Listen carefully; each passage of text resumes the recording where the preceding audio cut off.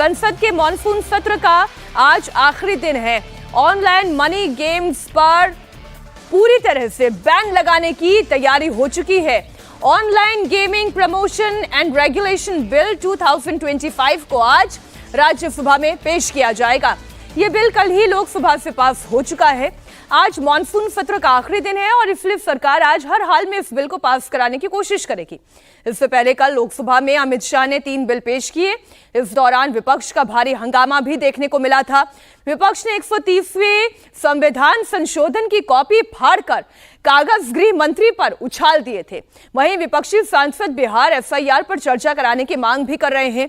उनके विरोध और हंगामे के कारण दोनों सदनों में पूरे दिन की कार्रवाई नहीं हो पाई। केंद्र सरकार द्वारा प्रावधानों के दुरुपयोग होने का खतरा है। इसी बिल के जरिए विपक्षी दलों के नेताओं को निशाना बनाया जा सकता है। साथ ही बीजेपी विरोधी राज्य सरकारें भी टारगेट की जा सकती हैं। केसी वेणुगोपाल ने सीधे अमित शाह पर ये तमाम सवाल खड़े किए। Sir, BJP people are telling this bill is to bring morality in politics. Can I ask a question to the Honorable Home Minister? When he was the Home Minister of Gujarat, he had been arrested, sir. Whether he took the morality of that point of time.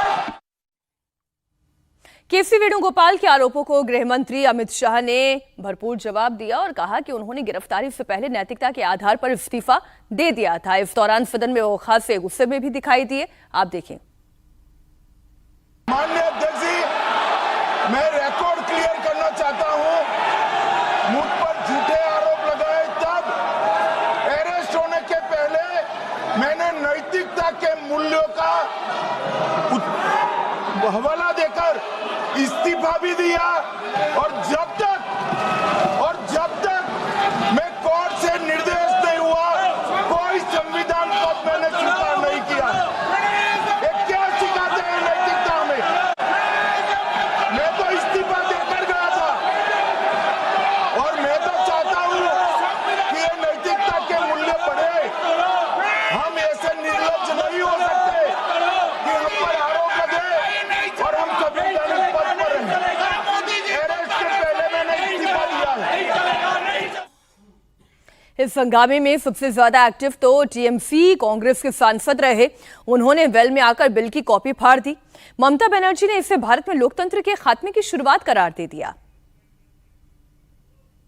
Anil Deshmukh के जोर जबरदस्ती महाराष्ट्र जेले रखा hello.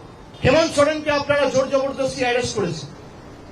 Arvind Kejriwal के আপনারা जोर जबरदस्ती arrest করেছে। दिल्लीर उपमुख्यमंत्री मनीष सिसोदिया के जोर जबरदस्ती अरेस्ट করেছে। महाराष्ट्र शिवसेना संजय राउत के আপনারা अरेस्ट করে जोर जबरदस्ती समाज রেখেছে। The doctrine of justice says innocent until proven guilty. In BJP's India, it has completely become opposite. A mere 0.13% of conviction rate. The BJP is talking about integrity, transparency. There are 28 ministers in the Modi government, in the current government, in the current cabinet, who has cases against them. And 19 of such ministers face serious charges including murder, kidnapping, and grave crime against women. And they are talking about accountability. It's a constitutional amendment and it needs 2/3 majority in both houses to be passed. You need 2/3 majority in Lok Sabha, you need 2/3 majority in Rajya Sabha. And people stopped them.